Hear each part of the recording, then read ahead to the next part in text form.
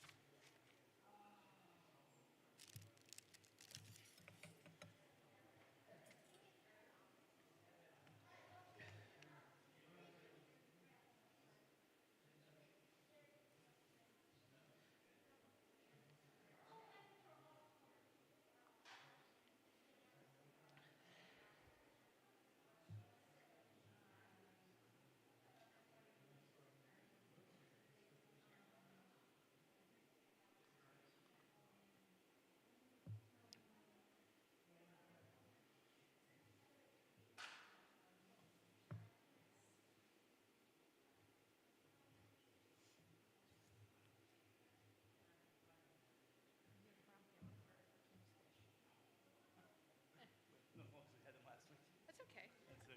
It's their thing. It's their Yes, shtick. it is. Just the brown family. Brown family. Like I I'd say told. all of them. Like, Yeah. Oh, you invite them. Well, I told Melissa that they're all doing it, so I don't know if they were aware of it. yeah. No, good for me. Have the tea. We're good to go. Yeah.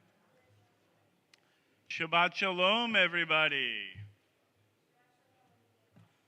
Shabbat Shalom, everybody. There we go. Good to have everyone here this evening for our Shabbat service. Nice to see everyone here in person and those on the stream as well. It's great to have us all participating in Shabbat in each way that we feel comfortable. Rabbi Josh Lobel here with. Heather Kaufman. Indeed, we are a dynamic duo this evening. Dynamic something. To lead services this evening. Great to have everyone again. Let's all turn and greet each other and just say Shabbat Shalom. Shabbat Shalom. Let's turn now to page 128. 128 as we continue with a song for Shabbat. Ma Yafeh Hayom. It's a very good day, very pretty day. It's a lovely day here. Yes, it is. Yes, it is. Ma Yafeh Hayom. Shabbat Shalom. Please join in. Ma Yafeh Hayom. Shabbat Shalom. One more time. Maya Hayom. Shabbat Shalom. Maya Hayom. Shabbat Shalom. Shabbat, Shabbat Shalom. Shabbat, Shabbat Shalom. Shabbat, Shabbat Shalom. Shabbat Shalom. One more time to redeem yourselves. Maya Hayom. Shabbat Shalom. Maya Hayom. Shabbat Shalom. We are now going to turn back in our prayer books, page 120 and 121. Kabbalat Panim. We welcome Shabbat with the lighting of candles and with Kiddush. We're going to call to come forward the Brahm family and Tanner family. Let's all rise together.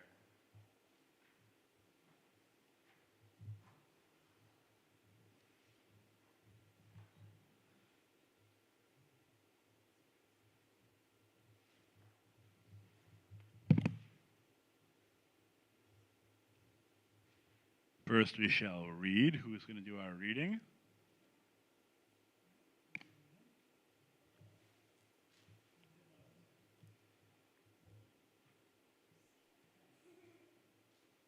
As these Shabbat candles give light to all who behold them, so may we, by our lives, give light to all who behold us. As their brightness reminds us of the generations of Israel who have kindled light, so may we in our own day be among those who kindle light.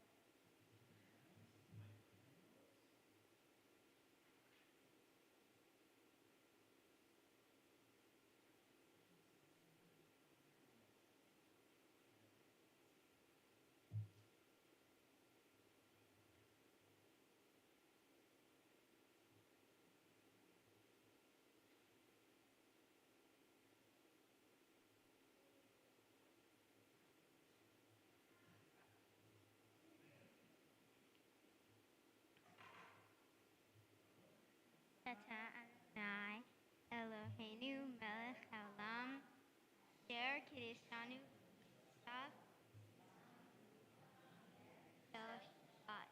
Baruch atah Adonai Eloheinu melech haolam asher kidshanu b'mitzvotav v'tzivanu lehad likner shel Shabbat.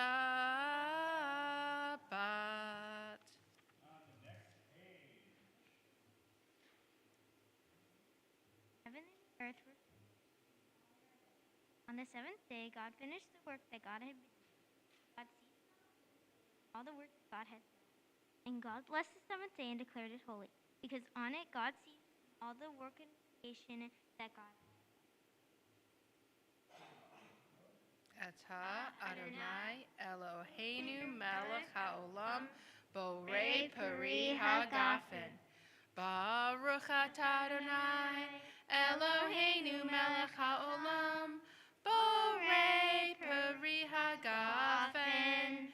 Baruch atah Adonai Eloheinu melech haolam asher kidshanu b'mitzvotav v'ratzavanu v'shabbat kodsha b'ahava uvratzon hin hilanu zikara lema'aseh v'reishit ki hu yom tehillah lemikrai kodesh zecher litziat mitzrayim ki vanu v'harta ve'otanu kidashta mikol ha'amim v'shabbat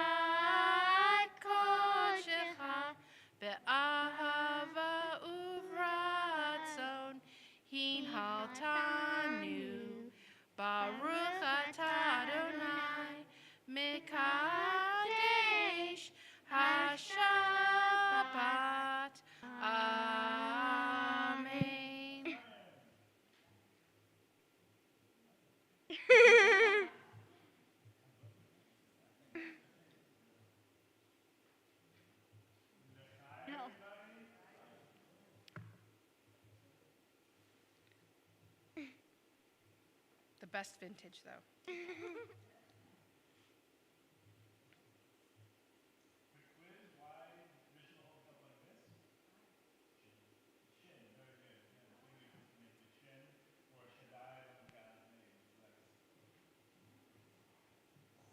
The more you know. Actually, I learned something kind of interesting in tutoring one of my students. Tell me. We were talking about when you light the Shabbat candles. So many times we do a blessing, like we do. We can take our seats. Yeah. Oh, I'm sorry. Please sit. So when you have your blessing, normally you would, like you do the motzi, you say the motzi, and then you eat your bread.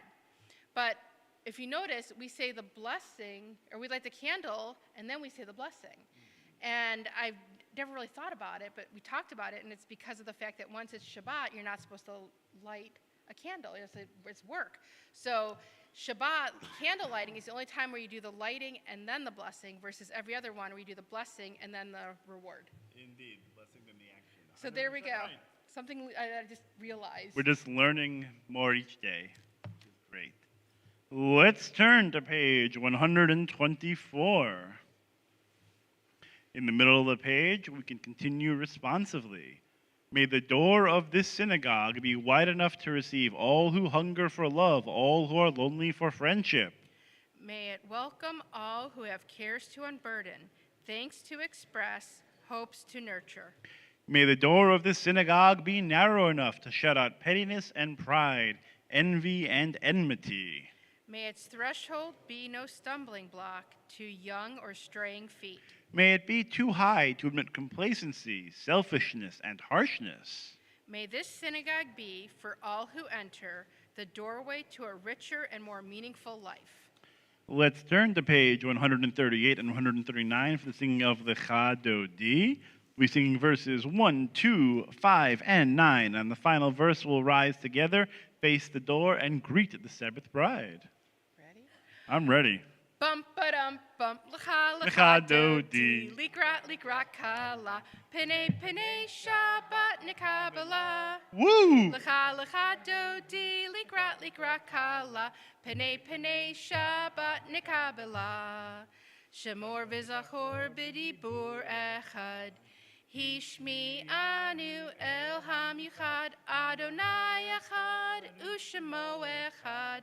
L'shem ultiferet v'liti la la la la la l'cha l'cha dodi likrat kala pene pene Shabbat nikabala. Woo! L'cha dodi likrat kala pene pene Shabbat nikabala. Likrat Shabbat l'chiu v'nicha ki hi mikor habracha merosh mikdem nesucha. Sof masech b'masach to la la la la la l'cha dodi likrat kala pene pene Shabbat nikabala. Woo! L'cha dodi likrat kala pene pene Shabbat nikabala. Hitoreri kiva ore kumi uri shir daberi. Kavod Adonai alif nigla la la la la l'cha dodi likrat kala pene pene Shabbat nikabala. Woo! L'cha dodi likrat kala pene pene Shabbat nikabala. Boi v'shalom ateret bala gam b'simcha uv'tochala toch emune am segula. Boi chala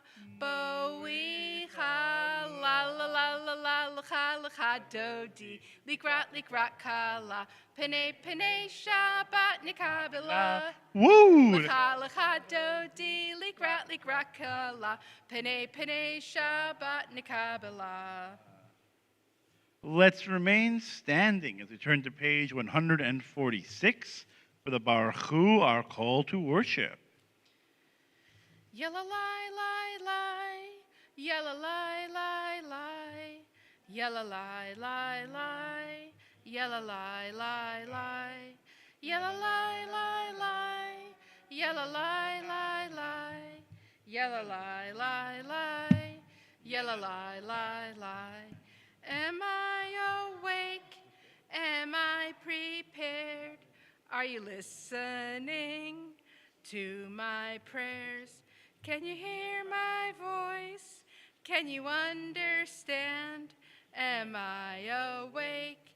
Am I prepared? Barechu et Adonai Hamivorach.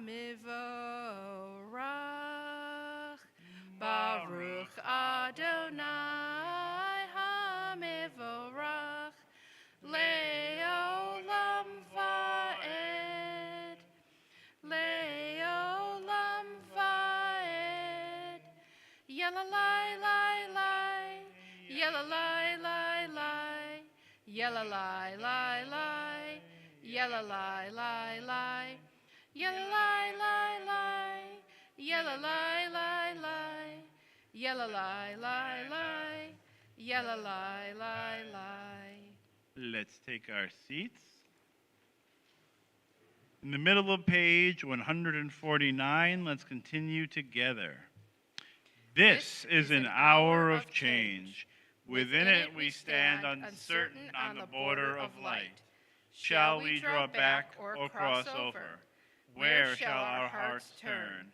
Shall we draw back, my brother, my sister, or cross over? This is the hour of change, and within it we stand quietly on the border of light. What lies before us? Shall we draw back, my brother, my sister, or cross over? Baruch atah Adonai, Hama'ariv Aravim. On page 151, in the middle of the page, let's continue responsively. Wisdom and wonder, passion and instruction, story and symbol. All these things your Torah gives to us. And the more we devote ourselves to it, the more it grows and gives. What could be a truer token of your abiding love Than this holiest of your works and the living language that gives it form. Baruch atah Adonai, Ohev Amo Yisrael. On the next page, please rise in body or spirit for the Shema. Shema Yisrael, Adonai Eloheinu, Adonai Echad, Baruch Shem Kivod Malhuto, Leolam Vaed. Please be seated. On page 154, we can continue with V'ahavta.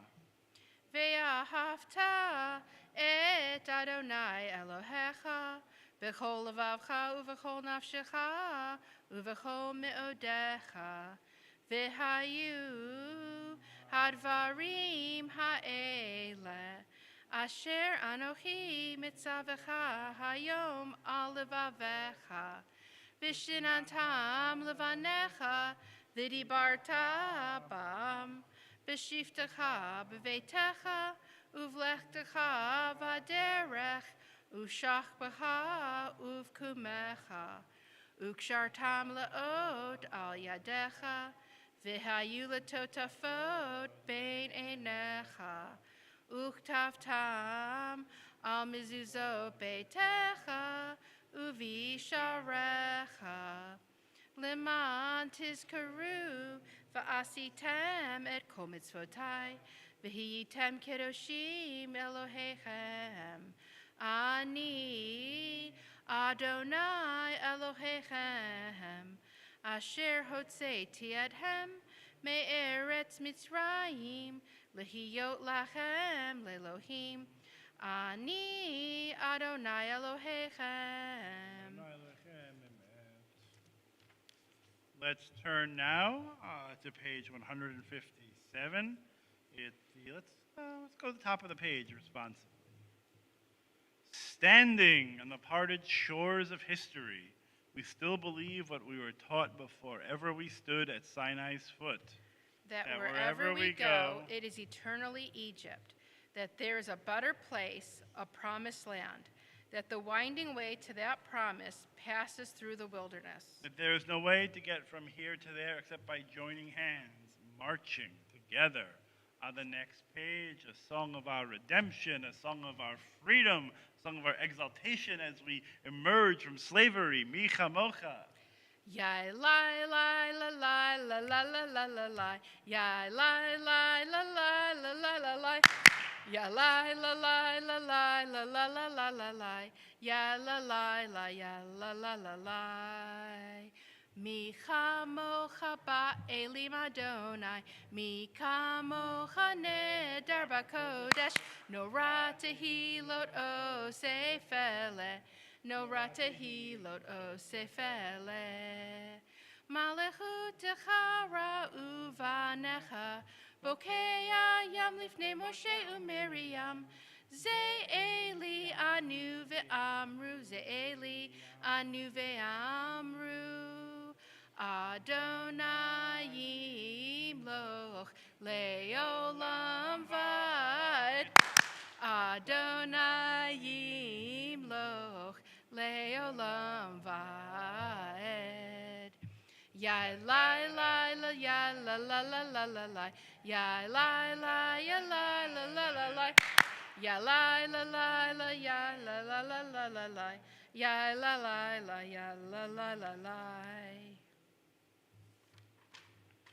Let's turn to page 161 at the top of the page. Let's read together. Let there be love and understanding among us. Let peace and friendship be our shelter from life's storms. Adonai, help us to walk with good companions, to live with hope in our hearts and eternity in our thoughts, that we may lie down in peace and rise up waiting to do your will. Baruch atah Adonai, haporei sukat shalom aleinu ve'al kol amo Yisrael ve'al Yerushalayim. On the next page, 162, let's continue with a song that rejoices in the gift of Shabbat, Vishamru. Actually, I'm going to do a different version. A different version of Vishamru. So this is one, it came to me earlier this week when Rabbi asked me to do services. In a dream? No. No? It was actually in the shower. Shower. Best thoughts are always in the shower. So I remember It's from also where I sing the best. Yes. Yeah. Yes, you do. Yes. But this is something that back when my days of being in junior choir, a long, long, long time ago when I was around their ages, which was a long time ago. Did you get there by dinosaur cart? Oh, come on. No, we had the rock wheels. Come on now. I imagine the Flintstones. Yeah, absolutely. So if you remember some of the oldies but goodies, please join in. It's not as joyful and triumphant, but it's just one of those really pretty songs. And hopefully I can sing it in a pretty way. Go for it. Vishamru v'nei Yisrael et ha-Shabbat, lasot et ha-Shabbat lidorotam, berit olam, beni uvein, b'nei Yisrael oti. Oti le'olam. We'll do it one more time if we can join in. Vishamru v'nei Yisrael et ha-Shabbat. Lasot et ha-Shabbat lidorotam. Berit olam. Beni uvein. B'nei Yisrael oti, oti le'olam. See, even I knew that one from that was stimulating my little gray cells. I sort of had like a little lightning bolt in my neurocortex on that one. It hit me and I remembered it from Maybe you're childhood. writing that Abdullah oblongata sort of at the back. There we go. It The could be synapses somewhere. going. The synapses were firing on that one. That was pretty cool for old school. Okay. Thank you. Let's continue. That was lovely. On page 165, pray as if everything depended on God. Act as if everything depended on you. Let's rise together, page 164 through page 170 for the Amidah HaTefilah. Adonai sifatai tiftach ufi yagita hilatecha. Adonai, open up my lips that my mouth may declare your praise. Baruch atah Adonai, Eloheinu, velohei avotenu ve'imotenu, Elohei Avraham, Elohei Yitzhak, velohei Yaakov, Elohei Sarah, Elohei Rivka, Elohei Rachel, velohei Leah, Ha'el Hagadol, Hagibor v'Hanorah, El Elyon, Gomel Chasadim Tovim, V'konei Hakol, V'zocher Hasdei Avot V'imaot, Umevi Geula Livnei V'nehem, Lema'an Shemo Be'ahava, Melech Ozer Umoshia Umagen, Baruch atah Adonai, Magen Avraham, Ve'ezrat Sarah, Atah Gibor Le'olam Adonai, Mechayeh HaKol Atah Rav Lechoshia, Mashiv HaRuah Umorid HaGashem, Mehakel Hayim Bechesed, Mechayeh HaKol Berachamim Rabim, Somech Noflim Verofei Cholim, Umatir Asurim, Umekayem Emunato, Lishenei Afar, Michamocha Ba'el Givurot, Umido Melach, Melech Memid, Umechaye, Umatzmiya Yeshua, V'ne'eman atah l'chachayot hakol, Baruch atah Adonai, Mechayeh hakol. Atah kadosh v'shimcha kadosh, ukdoshim b'chal yom yechalelu l'selah, Baruch atah Adonai, ha'el hakadosh. Please be seated. We're going to turn now to page 173. May these hours of rest and renewal open our hearts to joy and our minds to truth. May all who struggle find rest on this day. May all who suffer find solace. May all who hurt find healing on this day. May all who despair find purpose. May all who hunger find fulfillment on this day. And may this day fulfill its promise. Baruch atah Adonai, Mekadesh HaShabbat, on page 175. Ever-present one, may we, your people Israel, be worthy in our deeds and our prayer together, wherever we live, wherever we seek you, in this land, in Zion restored, in all lands. You are our God, whom alone we serve in reverence. Baruch atah Adonai, she'otecha levadecha be'ira na'avod. On page 177, at the top of the page, let's continue together. God of goodness, we give thanks for the gift of life, wonder beyond words, for the awareness of soul, our light within, for the world around us so filled with beauty, for the richness of the earth which day by day sustains us. For all these and more we offer thanks. Baruch atah Adonai, hatov shimcha ulecha na'eh lehodot. Let's turn now to page 178, a prayer for peace. Shalom Rav. Shalom Rav al Yisrael amcha, tasim le'olam.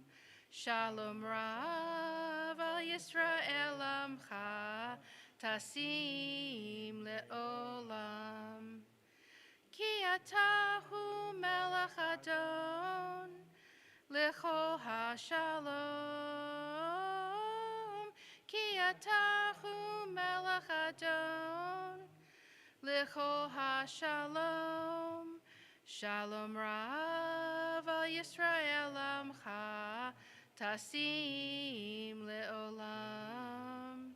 Shalom Rav al Yisrael Amcha Tasim Le'olam. V'tov beinecha livarech et Amcha Yisrael. B'chol ed u'v'chol sha'ah Bishlomecha. Shalom Rav al Yisrael Amcha Tasim Le'olam. Shalom Rav al Yisrael Amcha Tasim Le'olam. Tasim Le'olam. Tasim Le'olam. We're now going to turn to page 371 as our thoughts turn to our loved ones, those who are in need of healing. We take their names into our hearts as we join together with this prayer, hoping that God grants them a complete healing of body, mind, and spirit. Let's continue. Mi sheberach avotenu mikor habracha leimotenu. May the source of strength, who blessed the ones before us, help us find the courage to make our lives a blessing, and let us say, Amen. We're thinking of this moment in time and wishing complete healing to Raymond Douglas Alcorn, Frankie Clement, Ann Cole, Mark Edelstein, Mickey Edelstein, Benjamin Edelstein, and Brian Edelstein, Danielle Heyman Feist, Eric Fisk, Bob Gold and Carolyn Gold, Jennifer Gousset, Lori Cattleman, Stuart J., Bonnie Klein, Hank Corin, Wendy Sugarman Krosnoff, Robert Jaffe, Michael Lynch, Emma Martinez, Stephen Schatz, Lee Siegel and Stacy Siegel, Dr. Cindy Steinman, Kevin Stone, Fred Truex, Pete Tanner, and Joshua Weinberg. Would anyone else like to mention the name of someone they're thinking of at this time of healing? Please raise your hand.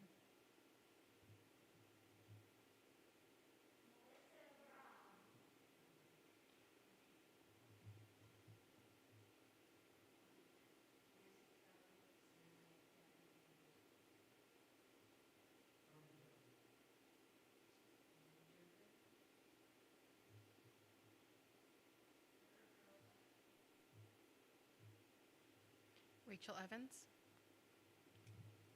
Adding these names to all of them that are mentioned at home, we continue as we pray. Mi sheberach avotenu mikor habracha leimotenu. May the with refuah shlema, the renewal of body, the renewal of spirit, and let us say, Amen. Amen. Let's take a moment now of silent prayer and reflection, each of us praying in the direction our hearts may guide us at this moment.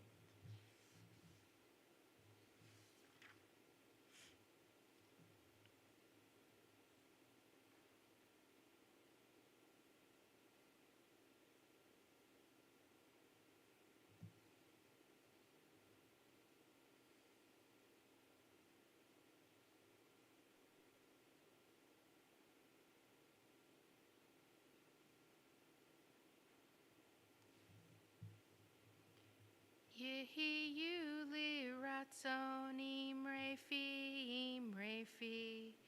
vigyon libi, Lifanecha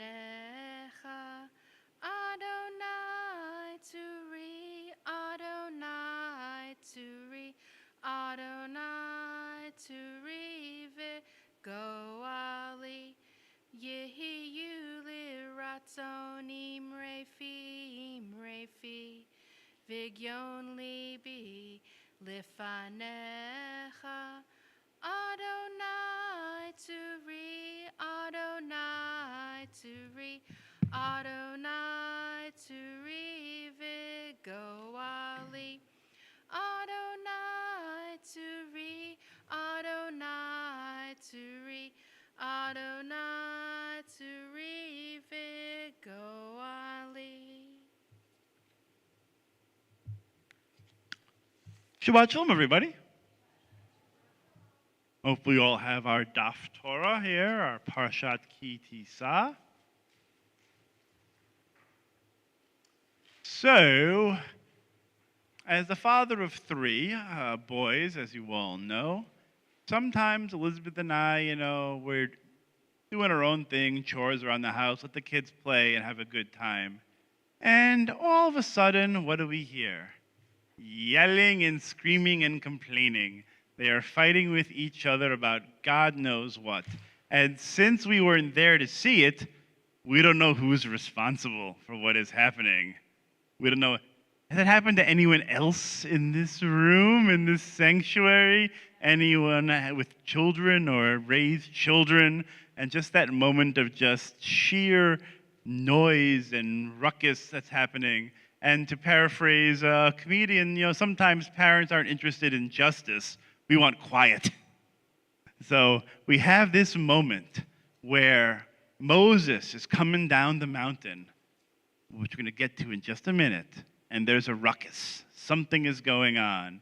And Moses, like a good parent, wants to know who's responsible for all of these problems that are happening. And of course, talking about Chet HaEgel, the sin of the golden calf.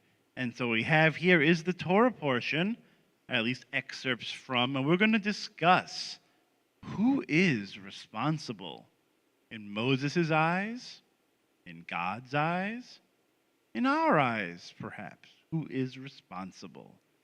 Would somebody like to begin with our first big chunk there, chapter 32, verses 1 through 6? I was tending towards this side because I figured a hand would be here from previous experience.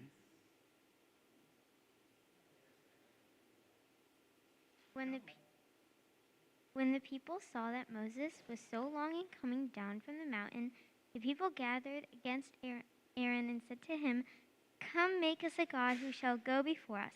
For that man Moses, who brought us from the land of Egypt, we do not know what has happened to him." Aaron said to them, "Take off the gold rings that are on your the ears of your wives, your sons, and your daughters, and bring them to me."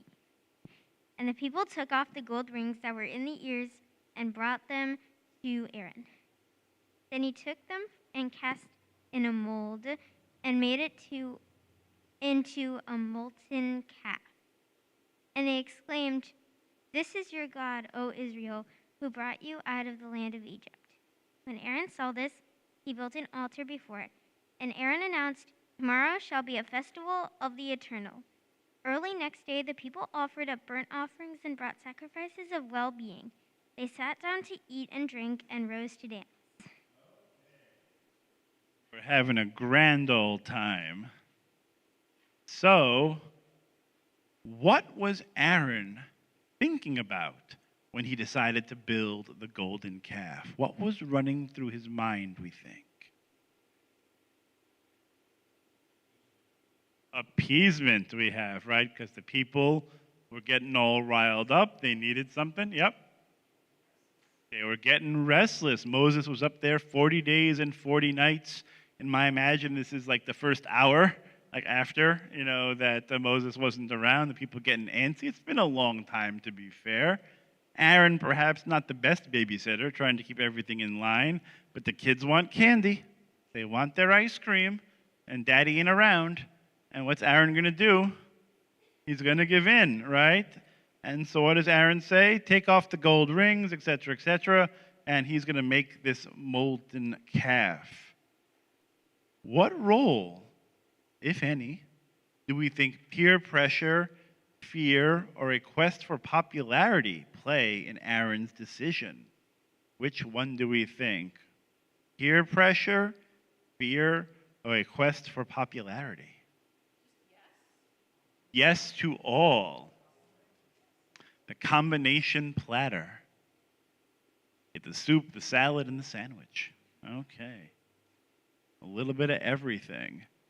When the rabbis study this piece, they talk about all three as well. You know, the idea that Aaron, it's a lot of people, a lot of voices in his head. Not everybody, but a lot of people were coming up to him to ask about this idea, maybe demand this idea of making the golden calf. So a lot of people in his ear sort of swaying his decisions. Aaron is not particularly a great leader. You know, Aaron doesn't really have any moral, obligations, any sense of sort of foundation. He goes any way the wind blows, perhaps. When people whisper in his ear, he has no backbone really to stand up to them.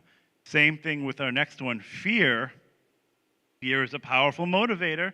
If you are afraid, then sometimes we make bad decisions.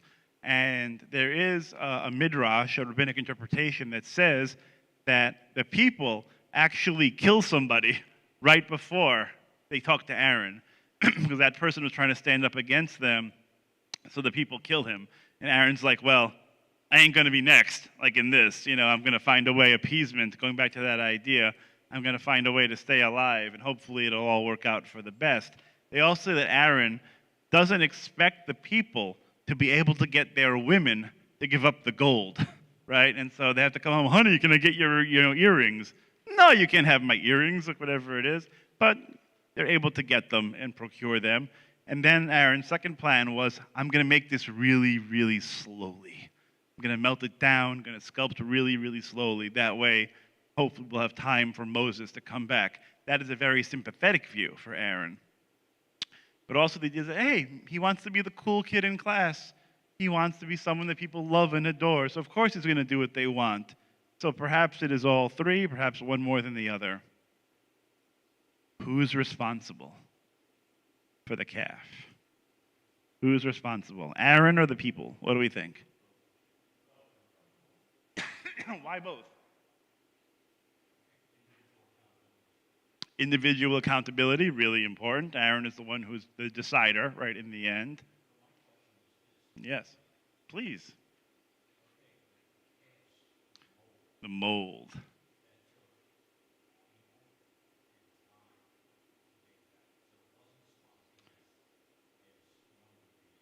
Indeed, it would take some time and energy to get it done, to build the mold, et cetera, and then that way melt it down, pour it in, it has to harden, and all that stuff has to happen. It does take a little bit of time, to be sure. So that goes against Aaron in a way, that it's not this like spontaneous thing, which he's going to get to in a minute. But yeah, it takes time. There was some thought into it, right? Planning was involved. But then we have on verse 5, when he sees that they're doing this, he says, you know what? We'll have the party tomorrow. Let's wait another night. Let's give Moses a chance to stop lollygagging and get down from the mountain, right? So they try to say Aaron tries his best.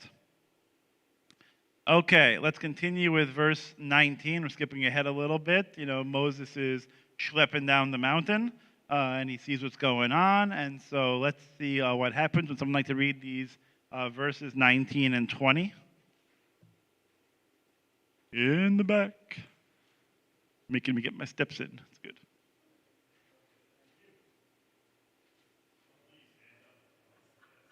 As soon as Moses came near the camp and saw the calf and the dancing, he became enraged, and he hurled the tablets from his hands and shattered them at the foot of the mountain.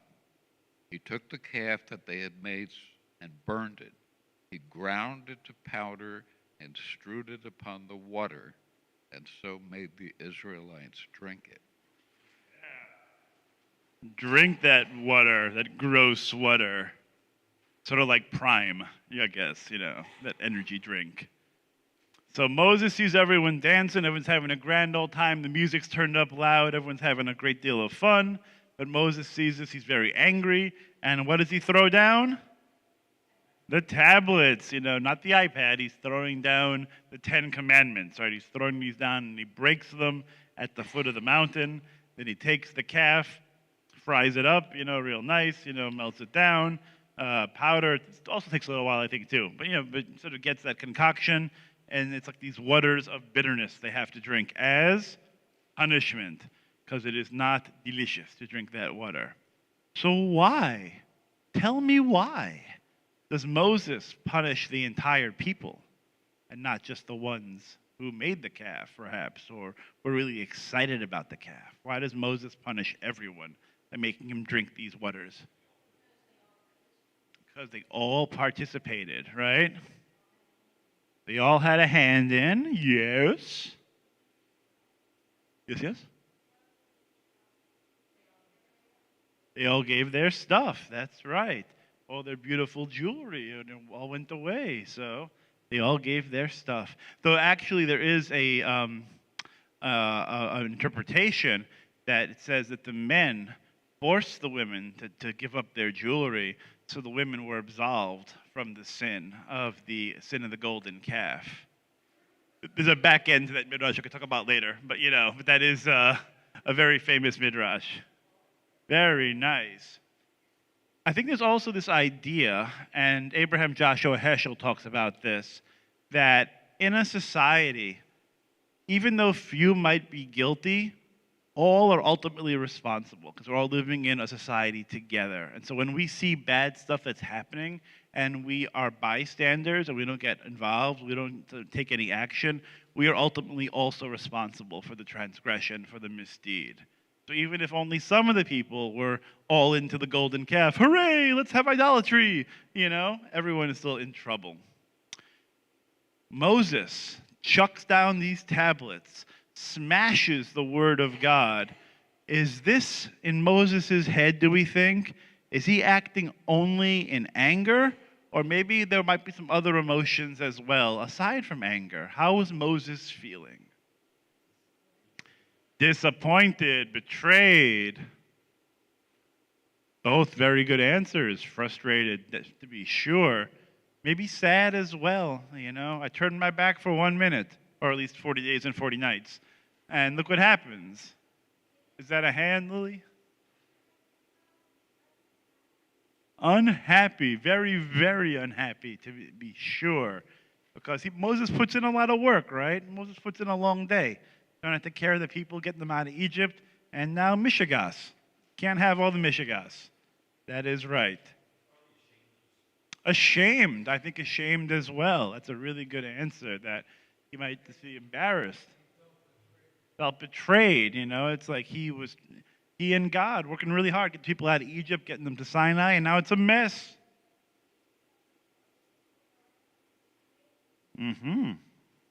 Annoyed and angry. I would be annoyed too if I was Moses. Yeah, it's really, really good. A lot of great answers here.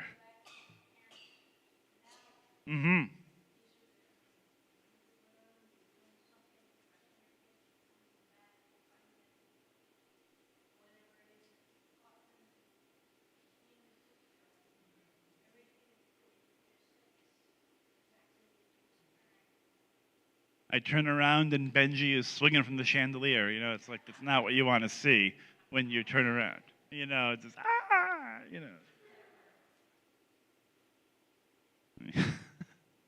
Oh, that image. Okay, so we're going to continue with 21. This is the confrontation, the showdown at the OK Sinai Corral. Moses and Aaron are going to have a little chat. They're going to talk to each other. Really, Moses is going to start with the talking, going, Aaron, what's up?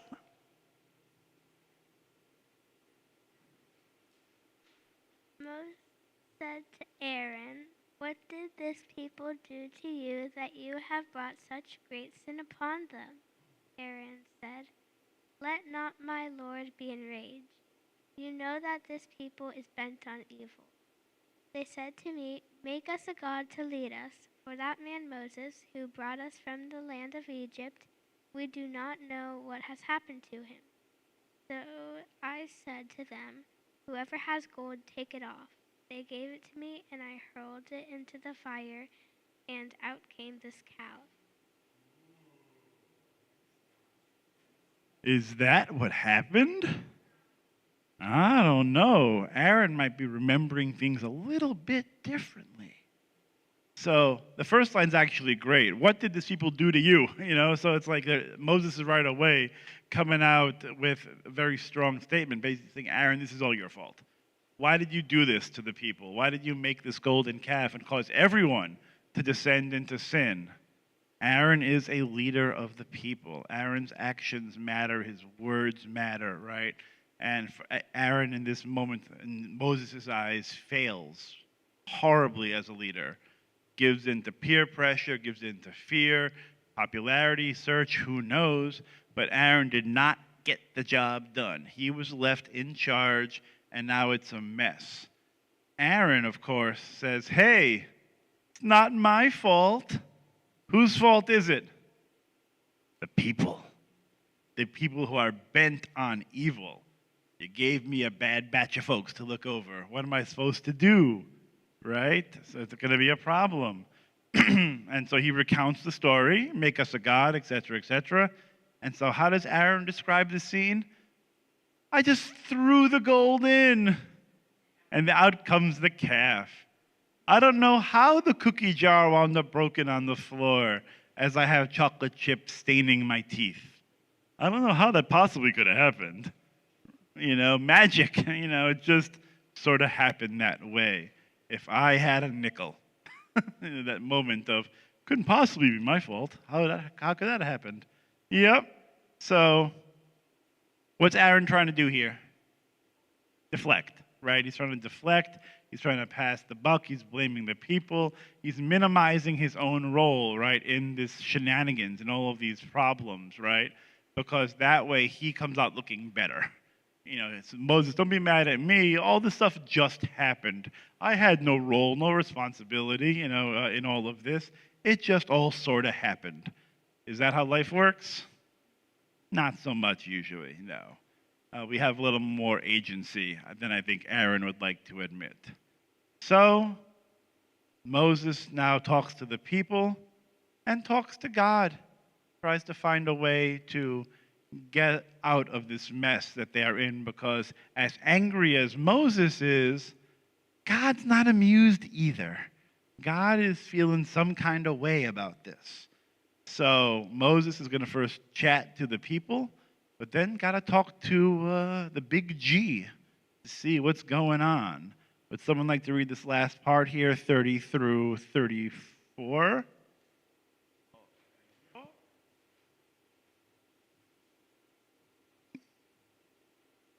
The next day Moses said to the people, "You have been guilty of a great sin, yet I will now go up to the Eternal. Perhaps I may win forgiveness for your sin." Moses went back to the Eternal and said, "Alas, the people is guilty of a great sin in making for themselves a god of gold. Now, if you will forgive their sin, well and good, but if not, erase me from the record which you have written." But the Eternal said to Moses, "He who has sinned against me, him only will I erase from my record. Go now, lead the people where I told you. See, my angel shall go before you, but when I make an accounting, I will bring them to account for their sins." There will be a reckoning. God keeps notes and all of this stuff. So, okay, what do you think Moses' words mean in the beginning, sort of when Moses is talking to God about, erasing me from the record? What does that mean, we think? It's a little tough. So Moses is basically challenging God here, because Moses has a little oomph and a little chutzpah, a little bass in his voice. Moses has the authority in his own way to have a conversation, maybe legitimacy is a better word, to sort of argue with God, because God's ready to wipe them all out, right? God's in a mood, right? God's ready to end this experiment. And Moses is having the conversation. Look, I need you, God, to be a God of forgiveness. I need you to be a God that accepts atonement. I need you to be compassionate and merciful with these people in this moment in time. And if you don't, if you sort of wipe them all out, then you know what? I don't even want to be in your book. No 5 books of Moses. Give me the 5 books of someone else. Give me the 5 books of Frank. You know, don't have me be any part of it.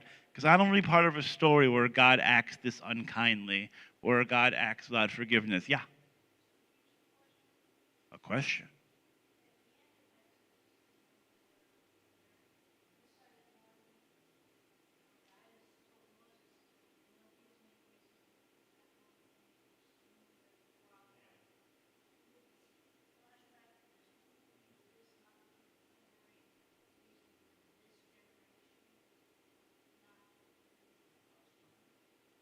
God gives them a few shots, a few bites at the apple. This is an early one. This is an early, especially one can believe that this moment in time is particularly hard to swallow for God because like it just happened after the Exodus from Egypt, right? We had the plagues, the splitting of the sea, we danced with our timbrels, you know, and look, it wasn't like it was like 15 years later, like that this incident happened. It was pretty close, you know, sort of schlep to Sinai, make camp, have the 40 days and 40 nights. So for the people to this egregiously sort of go against, you know, God and sort of create idols is pretty glaring. But it isn't until we get to Numbers where we have the actual sin of the 12, but the 10 spies issue that God sort of says, forget this generation. Yep.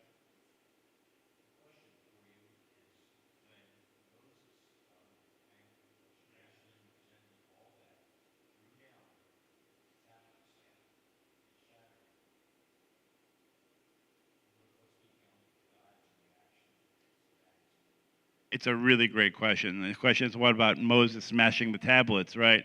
One would think that God would be pretty upset about that moment. God gives Moses a little bit of a pass on this, I think, because of the fact that he did it out of anger at the people for their betrayal of God. And so Moses doesn't get smacked around as you might think, because that's, again, seems a little disrespectful, you know, to hurl down the tablets. The punishment comes in where Moses has to rewrite the tablets. You know, God writes the first set, you know, the white fire on black flame, you know, and God chisels it out of stone. We saw the end of the movie, the Ten Commandments, where, you know, there was actually a rabbi who was a consultant on that part to make sure they had the Hebrew correct, you know, on it. But yes, like now the divine isn't there, like in the divine writing, so to speak. So Moses has to re-chisel sort of everything. And then the complete tablets, the second version, and the first one that are smashed are both carried together in the Ark of the Covenant, as showing that, like, we're going to take this brokenness and sort of keep it with us as a reminder of what happened, but also have the complete set, so to speak, as well. But it's a really good question. A really good question. Yep.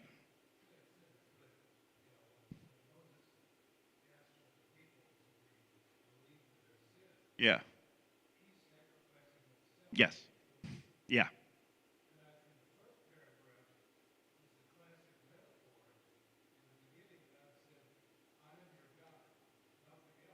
Hmm.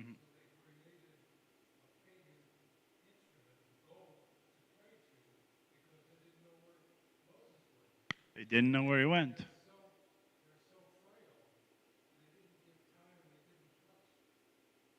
Didn't trust. That's 100%. And yeah, back to Heather said, yeah, 100%. Like that's part of the problem is that you would think they would have a little more willpower, a little bit more. I'm trying to remember the word in Hebrew, but like they have a. Right now, the translation, like their spirits are fragile, right? Kotzer ruach, so that their spirits are very fragile, right?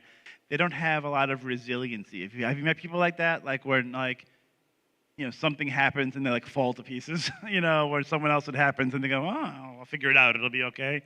These people are more in the former category. Like anything that happens to them, they are a mess. They have no perseverance, no resiliency, because, to be fair, of trauma, right, and all their suffering in Egypt. but they aren't prepared for life's challenges. And if you know, when Moses doesn't come down to the mountain, your first thought is golden calf. It's probably not the best idea. It's probably not the best idea.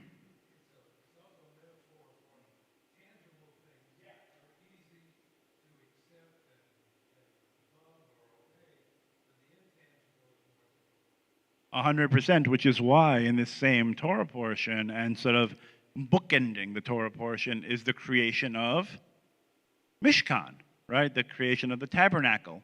The people need somewhere to go. They need to have a place, right? Or they can pray and feel more of a tangible experience of God. God is everywhere, but this is God's house. It means more sort of when we're here together, right? That's sort of the same kind of thinking. They need a place to go. They need to see something. They need an altar. They need to bring an ox there, right? They need to sacrifice said ox. And, you know, they need some kind of tangible experience because the ethereal was not working, not just yet. Okay, very good, everybody. So in the end, you know, God forgives the people. It takes God a little while. To be honest, God holds a little bit of a grudge. Yeah?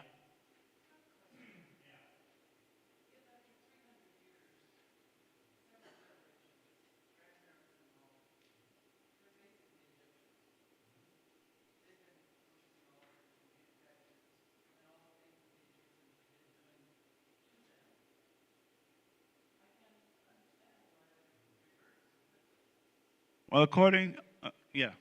I mean, so they're spending a lot of time in Egypt, in Goshen, you know, and so the idea was, because it's a great point, the question is really about how much assimilation takes place over the generations, right? It's a very valid, you know, idea. And so according to the rabbis, of course, they say, well, the Israelites, like, kept the traditions, they kept, you know, a belief in God, et cetera, et cetera. Sure, in theory, you know, but maybe in practice, a little harder, to be fair, you know, a little harder. I think that the rabbis stake, you know, on the idea of the people's fidelity during the time of the Exodus from Egypt, you know, the plagues, et cetera, as sort of proof that the people were not completely one with the Egyptians. They had a different story, different understanding, and Moses as, you know, a prototypical example, you know, sort of the prince of Egypt, so to speak, but he understands that he has Hebrew roots.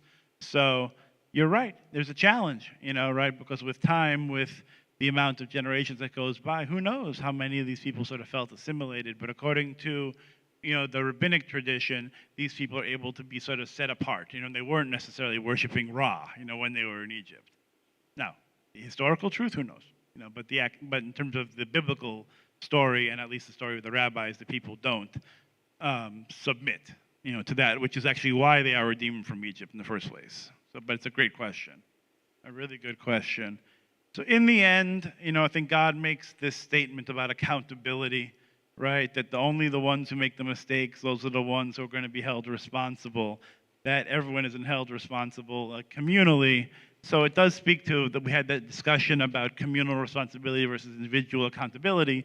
God here is saying, look, the ones who did wrong, those are the ones who are going to get the divine zets. You know, they're going to get the klap on the kof. So to speak, for all of my Yiddish fans. So I think it's a good reminder to all of us that our actions matter. There are times in life where we might feel pressure from friends, from peers, from people in our lives to do the wrong thing. And we have a choice to make in those moments of how we act, how we behave in the world. Do we stand up for what is right? Do we stand up for what is good? Or do we give in to maybe baser instincts or temptations? Yes, Jan.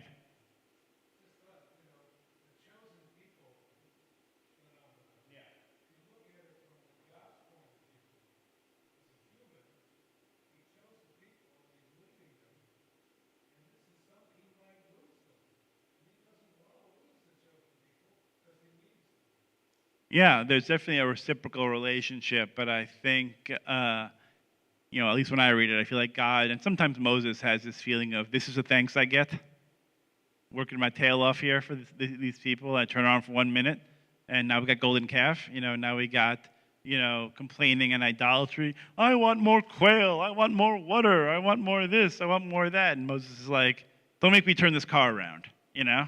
and to have that moment of frustration as a leader, trying to lead a very stiff-necked people, very stubborn people. So yeah, I think you're right. There's just some feeling of like, we need each other. And that's what Moses really tries to come out and say to God, is that we need each other. This is a reciprocal relationship. You need the Israelite people to be your people. We need you to be our God. Let's come together again. And that's Moses' message to the people for the next few parshiot as we get closer to the end of Exodus. So I really appreciate the conversation. Let's all remember to be thoughtful about our decision making. Let's all try to remember to do the right thing, whether free from pressures from perhaps those who want us to do the wrong thing. Let's be accountable, and let's remember that every choice we make has consequence. Shabbat Shalom. Now, my friends, let's turn to page 586 as we rise together for Aleinu, and we can have the kiddos, the kinderlech, come forward to open up the ark. Let's rise in body or spirit, 586.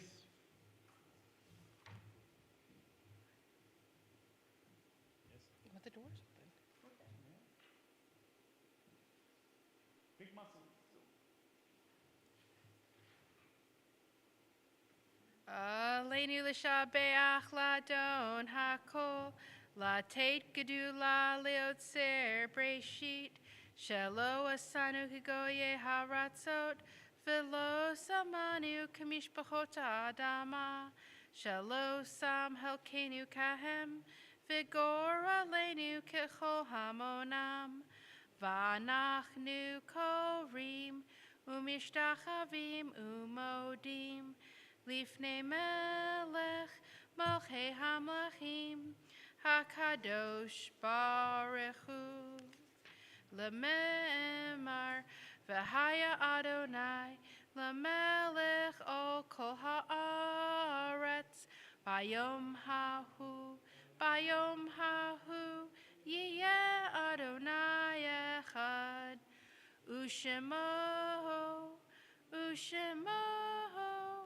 Ushemo echad.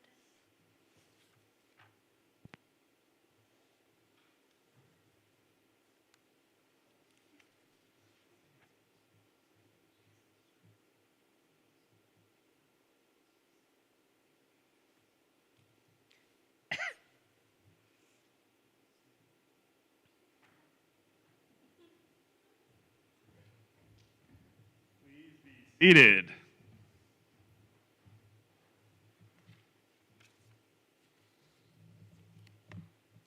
We're on page 590. What do we think? 96. 96? Okay, 596.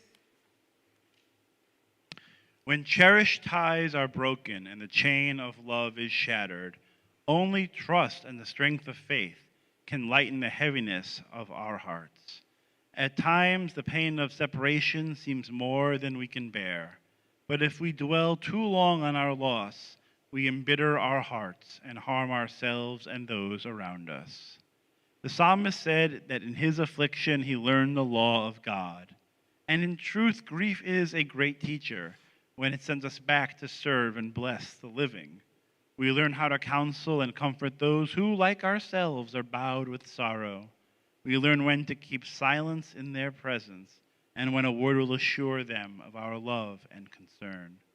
Thus, even when they are gone, the departed are with us, moving us to live as in their higher moments they themselves wish to live. We remember them now. They live on in our hearts. They are an abiding blessing. We are in the Shloshim period. Well, actually, first we are in the Shiva period, for the memory of Myrna Katz, mother of Risa Demers, partner Bill, and Stephen Katz, spouse Patty. We're in the Shloshim period for the memory of Diane Walensky, beloved great aunt of our J Learning Religious School Director Jackie Klein, and we're also in Shloshim for the memory of Evan Bin, the brother of Carol Rael. We think of those who passed away during this last year: Barbara Finkel, Elsa Mikosh, Dr. Marty Bilo, Diane Dee Lynn, Rick Myers, Iris Fisk, Brent Joseph Miller, Dr. Bruce Epstein, Rosalind Beam, Herb Wallowick, Ruth Poehler, and Philip Burt Gelman.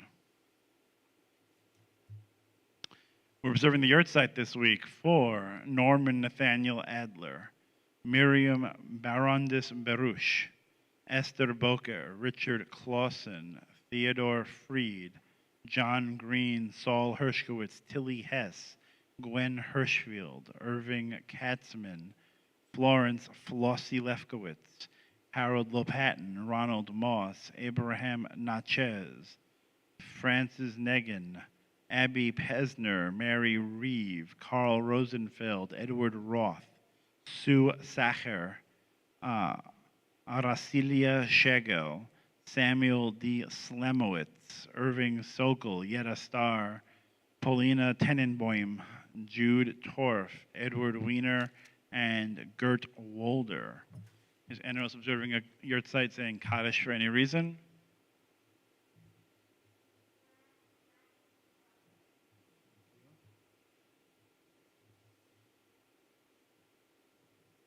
Tim Bernhardt.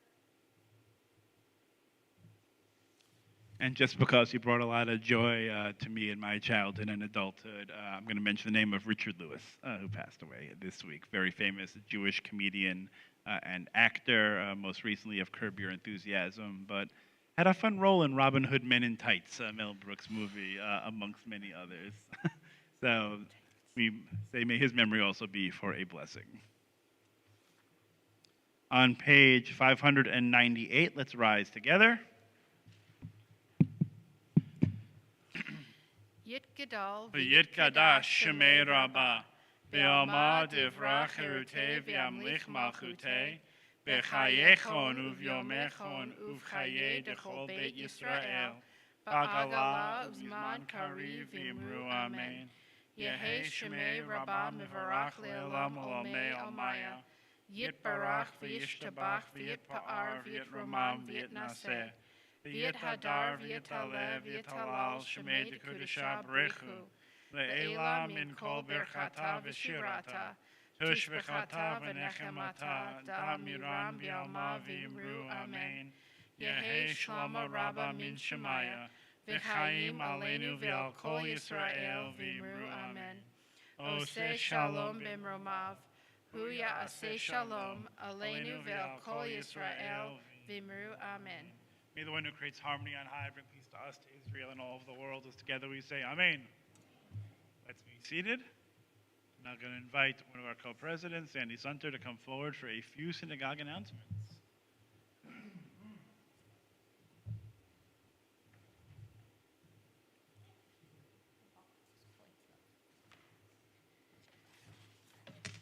Shabbat Shalom, everybody. Happy Shabbat Shalom to everybody in our sanctuary tonight, and Shabbat Shalom to everyone at home. First of all, thank you, Rabbi, for our service today and for excellent teaching.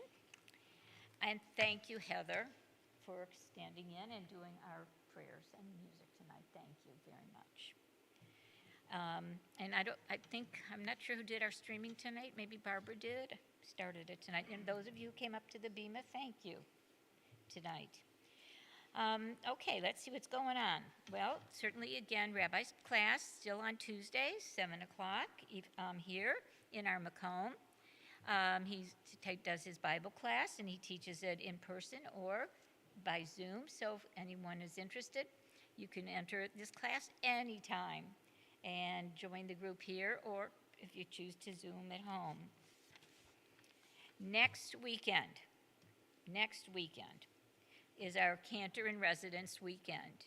We'll be having Cantor Ross Woolman, and we're going to be having two events that weekend. On Friday night, March the 8th at 7, he will be joining our student cantor, Iris Carlin, to lead our Shabbat evening services. And what they're saying is we'll be experimenting with a few different melodies and opening up our minds to new prayer modalities.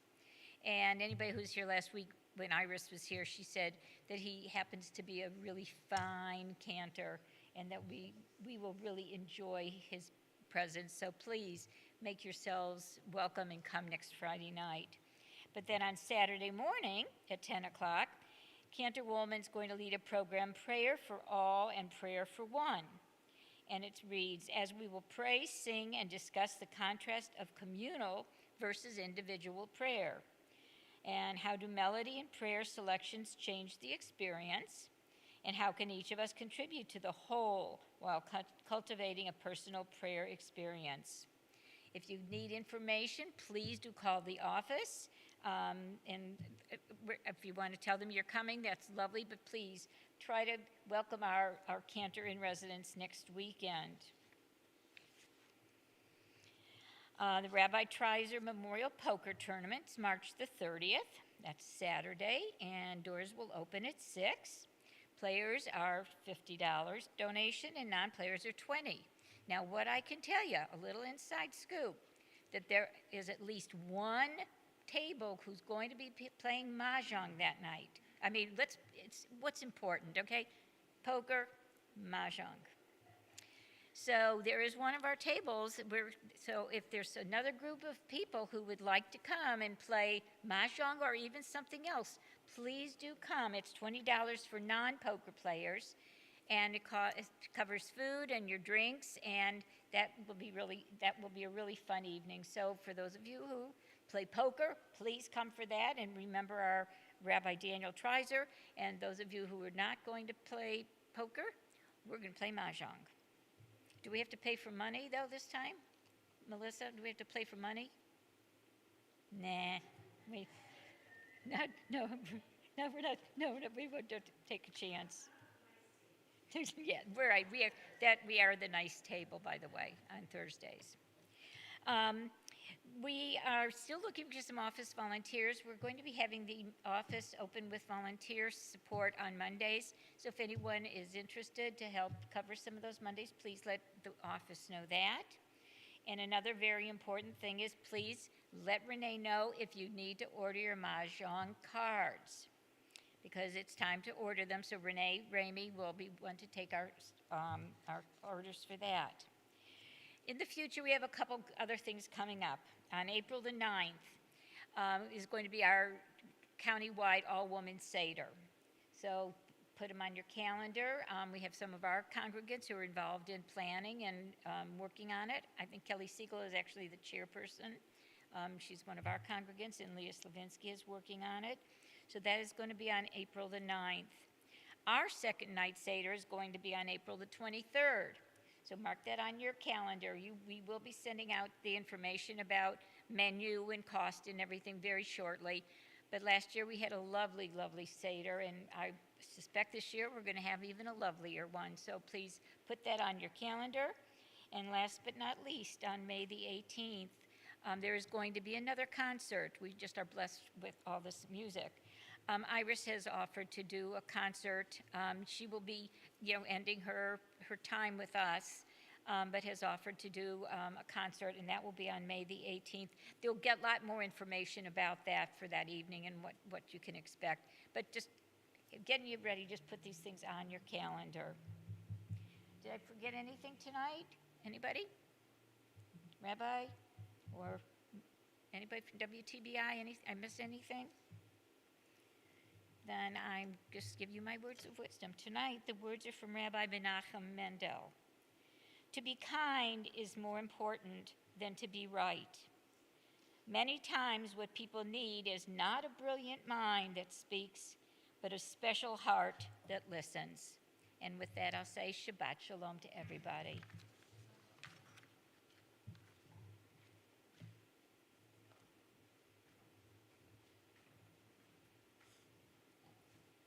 And one more little blurb about the poker tournament coming up. We are asking people to sign up early, whether you play sorry, that's my mind. If you play poker or another game, which hopefully we can get a euchre table too. There's going to be a raffle, and one of the raffle items is going to be one of my cheesecakes. So you want to get your tickets early so you can have a Heather Kaufman cheesecake. Always a good. Just saying. Yes. Okay. Cheesecake. Let's all join together with Ose Shalom.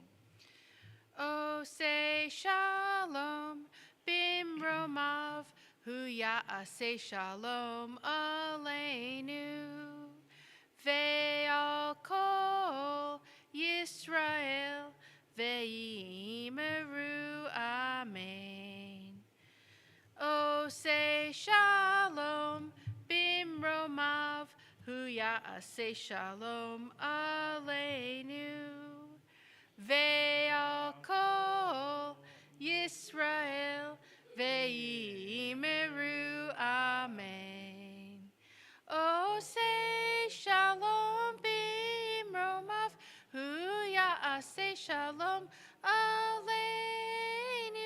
Ve'al kol Yisrael ve'imeru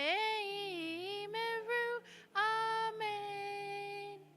Oh, say shalom, bimromav, say shalom aleinu. Ve'al kol Yisrael ve'imeru amen. Let's get our Kindle up for some motzi action. Come on, come on.